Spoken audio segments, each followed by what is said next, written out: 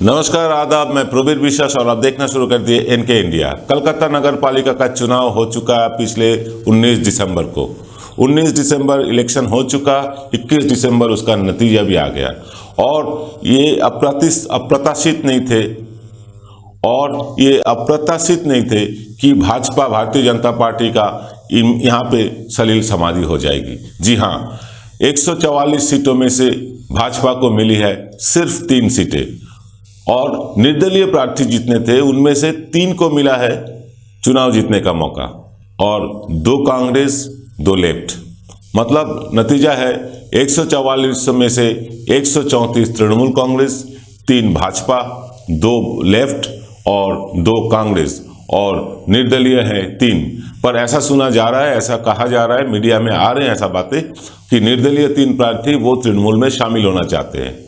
मतलब तृणमूल बढ़ के हो जाएंगे 137। जैसे आपके सामने हम प्रेडिक्शन रखे थे कि 137 तृणमूल को मिलने जा रहा है, वही सीट होने जा रहा है। खैर, ये भाजपा का ये स्खलन क्यों, भाजपा क्यों डूब रही है बंगाल में, चलिए इसके बारे में चर्चा करते हैं। इसका 5-6 कारण है। पहला कारण यह है कि भाजपा ये चुनाव जो है ये सीरियसली लिए ही नहीं थे, क्योंकि कहा जाता है कि अगर कलकत्ता कॉरपोरेशन का सत्ता अगर किसी को जिसको मिलता है उसी को बाद में जाके पश्चिम बंगाल का सत्ता हासिल होती है, ऐसा कहा जाता है। पर इस चुनाव में भाजपा को सीरियस नहीं देखा गया। भाजपा कोशिश कर रही थी कि जैसे तैसे चुनाव को टाला जाए। वो कोर्ट का दौरा किए, सुप्रीम कोर्ट का दौरा किए, लेकिन लोगों के पास नहीं गए। भाजपा का जो उम्मीदवारों का लिस्ट है वो लिस्ट लेके काफ़ी असंतोष दिखा गया। सांसद रूपा गांगुली ने कही और जो भाजपा के प्रमुख है लीडर, वरिष्ठ लीडर तथागत राय, जो कि 2 राज्य में राज्यपाल भी थे, वो भी कहे हैं कि ये चुनाव का टिकट बांटने में पैसा और महिला का इस्तेमाल किया गया। जी हाँ, ये हम नहीं बोल रहे, सांसद रूपा गांगुली बोल रही है, तथागत राय बोल रहे हैं। इसको लेके लोगों में काफ़ी एक उत्साह दिखा, कि चर्चा दिखा कि भाई क्या हुआ, ऐसा सभी लोगों ने कह रहे हैं। लेकिन खुलासा नहीं किए दोनों ने, ना रूपा गांगुली ने खुलासा किए ना तथागत राय। लेकिन ये जो इनके ऊपर आरोप आया है, ये आरोप भी नकार नहीं सके भारतीय जनता पार्टी के पश्चिम बंगाल के शाखा, कोई नहीं। इनके सभापति, इनके अध्यक्ष सुकांतो मजुमदार, वो भी इस बात को टाल नहीं सके। हाँ भी नहीं बोले, ना भी नहीं बोले। मतलब रूपा गांगुली झूठ बोल रही है, तथागत राय झूठ बोल रहे हैं, ऐसा भी नहीं कहा, और वो सच बोल रहे हैं ये भी नहीं माने। मतलब ये आप समझ जाइए कि ये जो आरोप है ये काफ़ी हद तक सही लग रहा है। नहीं तो अब तक रूपा गांगुली तथागत राय को शोकस करते भारतीय जनता पार्टी, लेकिन ऐसा हुआ नहीं। खैर, ये तो रहा एक कारण। दूसरा कारण आपको बोला रूपा गांगुली वाला आरोप। पहला कारण बोले आपको ये कोर्ट का दरवाजा खटखटाया, वोटर के दरवाजे पे नहीं गए। तीसरा कारण, जो उम्मीदवारों को, जिन लोगों को टिकट मिला भी है, उनका कहना है कि उनके साथ कोई कर्मी नहीं है, उनके पास लीडर नहीं है, पार्टी के तरफ से उनके पास पैसा नहीं दिया जा रहा है ताकि वो प्रचार करें। जी हाँ, ये उम्मीदवार लोग कह रहे हैं। 2 उम्मीदवार तो चुनाव के पहले ही नामांकन वापस ले लिए, बाकी लोग नामांकन भरे, लड़े, लेकिन उनको रास्ते में देखा नहीं गया। ये रहा चौथा कारण। 5वां कारण था, जब कलकत्ता कॉरपोरेशन का चुनाव होने जा रहा है, सभी पार्टी, तृणमूल कांग्रेस, लेफ्ट कांग्रेस, सभी ने प्रचार शुरू कर दिए। दीवार लिखना यहाँ का बंगाल का एक स्टाइल है, बहुत बढ़िया दीवार लिखा जाता है, अच्छा स्लोगान देखने को मिलता है, इनोवेटिव स्लोगान देखने को मिलता है। जब ये लोग ये प्रचार में व्यस्त थे, लोगों के घर में जा रहे थे, वोट मांग रहे थे, जुलूस कर रहे थे, मीटिंग कर रहे थे, भाजपा के दिग्गज नेता लोग, शुभेंदु अधिकारी, दिलीप घोष, सुकांतो मजुमदार, ये लोग चले गए कोसों किलोमीटर दूर सिंगूर में धरना लगाने। आप कभी ऐसा सुने हैं कि चुनाव हो रहा है किसी एक जगह और धरना हो रही है किसी और जगह? ऐसा कभी सुने हैं? लेकिन बंगाल में ये संभव हो चुका, बंगाल की भारतीय जनता पार्टी के बदौलत। खैर, ये सब रहा इनका पराजय का कारण। और सबसे बड़ा कारण ये था कि भाजपा के ऊपर लोगों को जो उम्मीद था, पश्चिम बंगाल लोकसभा, जब लोकसभा चुनाव हुआ, पश्चिम बंगाल भाजपा को 18 सीटें दी है। 18 सीटें दी है। 42 सीटों में से 18 सीट भाजपा को मिली थी और ये बहुत बड़ी जीत माना जाता है। लेकिन ये 18 सीट मिलने के बावजूद भी एक भी सांसद बंगाल के लिए कुछ भी नहीं कर सके, कुछ भी नहीं कर सके। सिर्फ इतना ही नहीं, 18 सीट मिलने के बावजूद भी मोदी सरकार किसी को भी एक पूर्ण मंत्री का दर्जा नहीं दिए ताकि वो हाथ खोल के काम कर सके।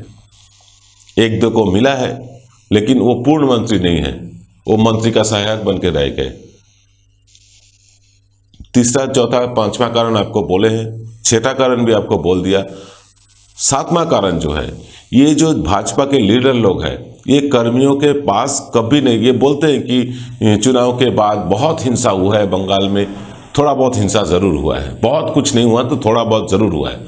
लेकिन ये हिंसा होने के बाद भाजपा के कोई भी नेता, कोई भी लीडर एक भी हिंसा आक्रांत परिवार के पास नहीं पहुंचे।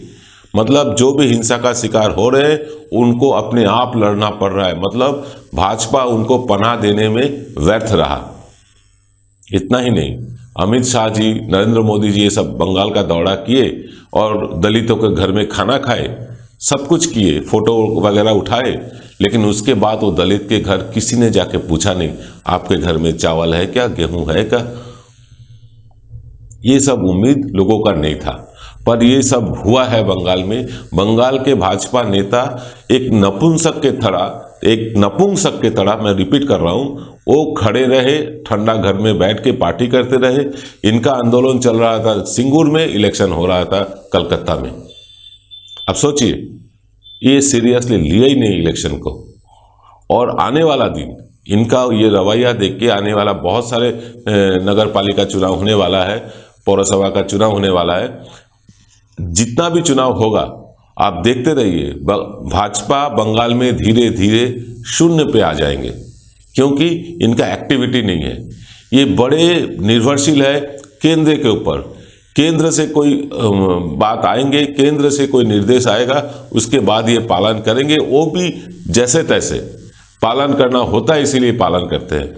इनका लोगों के लिए कोई कर्मसूची नहीं है, कोई लोगों के लिए काम नहीं कर रहे हैं। लोगों के हित में अब तक बंगाल में भाजपा ऐसा एक काम किया, ऐसा कोई भी बीजेपी लीडर बोल नहीं सकते। बेटी पढ़ाओ बेटी बचाओ बोलिए, नमामि गंगे बोलिए, उज्ज्वला योजना बोलिए, मुद्रा लोन बोलिए, ये सारे काफी सारे लंबा लिस्ट है। लेकिन बंगाल के लोगों को कितना मिला, कितना मिला? आप देखिए, ये पूरे भारतवर्ष में आप गिनने जाओगे तो 0.01% भी नहीं मिला, किसी को नहीं मिला। ऊपर से भाजपा का हारने का और एक अहम कारण है ममता बनर्जी का उन्नयन, उनका संगठन। जी हाँ, तृणमूल कांग्रेस जिस कदर पश्चिम बंगाल में संगठन बना चुकी है, इस संगठन को तोड़ के भाजपा जैसे पार्टी को बंगाल का सत्ता का सपना देखना अभी छोड़ देना चाहिए।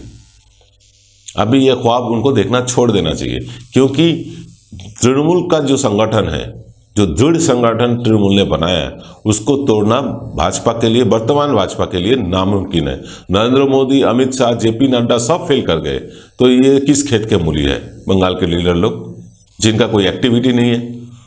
ऊपर से और एक अहम कारण है, पश्चिम बंगाल में बहुत सारे उन्नयन हुआ है ममता बनर्जी के टाइम पे। हाँ, रास्ता बोलिए, पानी बोलिए, बिजली बोलिए, सड़क बोलिए, हर चीज में उन्नयन हुआ है।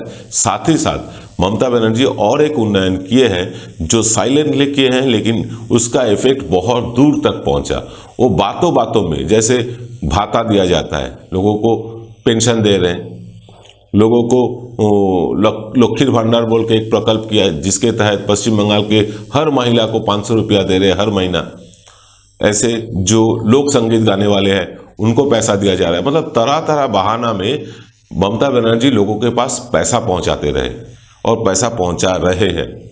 स्कूल के जो बच्चे हैं उनको पैसा दिया जा रहा है। शादी लायक बेटी किसी का हो उनको पैसा दिया जा रहा है।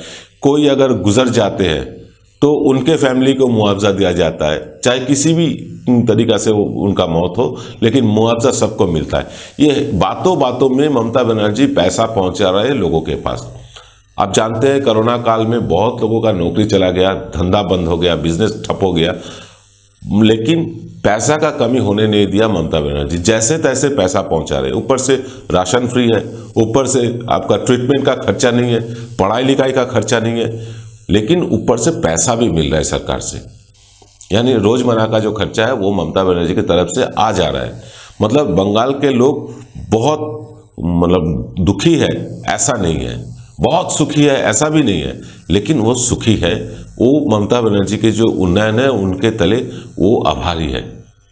बंगाल में ऐसा कोई शख्स नहीं मिलेगा, मैं दावे के साथ कहता हूं आपको, जिनको ममता बनर्जी का उन्नयन का हेल्प नहीं मिला, उनका जो डेवलपमेंट है उनका कोई भी हेल्प नहीं मिला, ऐसा एक भी शख्स आप निकाल नहीं पाओगे। चाहे वो लेफ्ट हो, चाहे कांग्रेस हो, चाहे भाजपा हो, चाहे आम जनता हो, सबको मिला है। और ममता बनर्जी सबसे अच्छा काम किया है वो है जब जो उन्नयन का, जो डेवलपमेंट का जो फंड आता है, जो डेवलपमेंट होता है, उस समय वो सिर्फ अपने पार्टी कैडर के ऊपर निर्भर नहीं किए, वो सरकारी स्तर पे सबको दिए।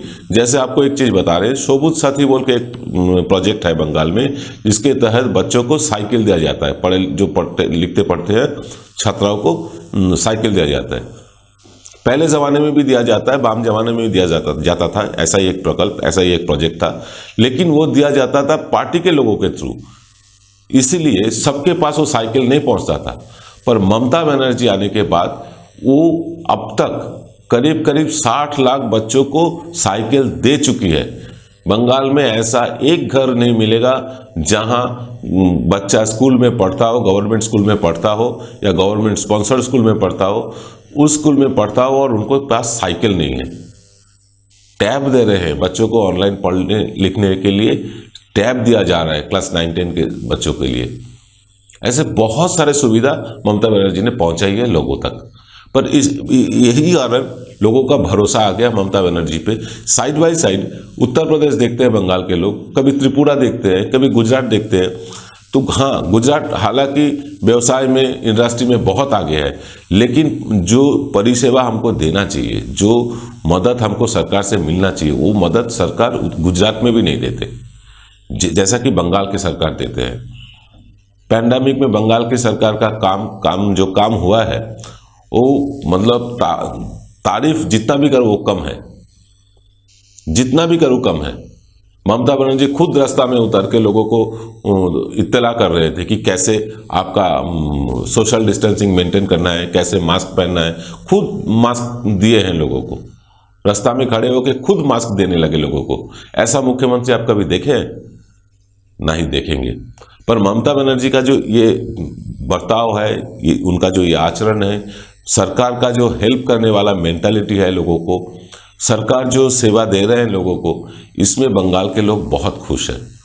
और इसके लिए इस चुनाव में ममता बनर्जी के जो नगर पालिका चुनाव हुआ है, ममता बनर्जी के पार्टी करीब 74% 73% वोट शेयरिंग इनको मिल गया। 73% वोट इनको मिला। अगर 100 लोग वोट दिए तो 73 लोग ममता बनर्जी के पार्टी तृणमूल को दिए हैं। बस कारण नहीं है। आज का एपिसोड आपको कैसा लगा, आप हमें कमेंट बॉक्स में लिख के बताइए। आज भर इतना ही। जय हिंद।